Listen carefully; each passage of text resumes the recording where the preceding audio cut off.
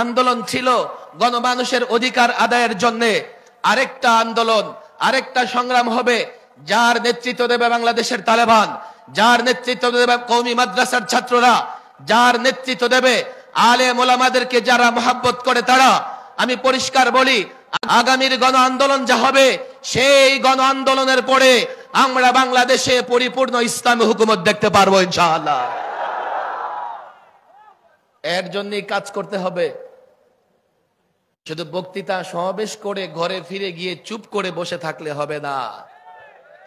একটা সময় এখন এমন হয়েছে, আমরা চাইলে ইসলামের সৌন্দর্য, যদি ইসলামের সৌন্দর্য পৌঁছাতে পারি, আগামীতে যখন আমাদের নেতৃত্বে আরেকটা গণ অভ্যুত্থানের সুযোগ হবে, এদেশের সমস্ত মানুষ আমাদের সঙ্গ দেবে। কথা ঠিক না বেঠিক? এখনই তো আমি যখন রাস্তায় বের হই, লালবাগের পাশে একটা গাড়ি রাখার জায়গা আছে রাস্তায়, গাড়ি ড্রাইভাররা বলে, হুজুর আপনারা আসার পর থেকে আর চাঁদা দেওয়া লাগে না। আমি বলি, যতদিন থাকবে আপনাদের চাঁদা দিতে হবে না, দুর্নীতি থাকবে না। ভারতীয় মিডিয়ায় কেবলমাত্র সংখ্যালঘুদের উপর নির্যাতন হচ্ছে এই বলে দেশের পরিস্থিতি আবারও তারা ঘোলাটে করতে চায়।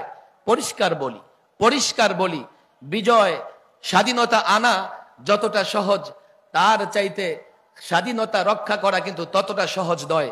ছাত্র জনতাকে বলি, ষড়যন্ত্র হচ্ছে। ছাত্র জনতাকে বলি, নানা দিক থেকে আমাদেরকে ছোট করবার জন্য, আলেম ওলামাকে ছোট করবার জন্য প্রপাগান্ডা চলতেছে। যাই চলুক না কেন, আমরা আমাদের অবস্থান ক্লিয়ার রাখবো। আমরা আমাদেরকে মুক্তিকামী, শান্তিকামী মানুষের কাতারে রাখবো। যারাই প্রপাগান্ডা করুক না কেন, যারা ওলামাদের বিরুদ্ধে লিখুক না কেন, যারাই মাদ্রাসা মসজিদের বিরুদ্ধে বলুক না কেন, আমাদের কিন্তু ময়দানে থাকতে হবে।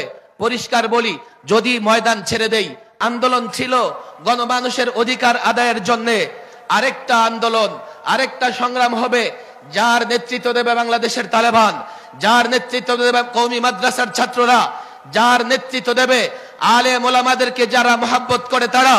আমি পরিষ্কার বলি, আগামীর গণ আন্দোলন যা হবে সেই গণ আন্দোলনের পরে আমরা বাংলাদেশে পরিপূর্ণ ইসলামী হুকুমত দেখতে পারবো ইনশাআল্লাহ। এর জন্যই কাজ করতে হবে। শুধু বক্তৃতা সমাবেশ করে ঘরে ফিরে গিয়ে চুপ করে বসে থাকলে হবে না।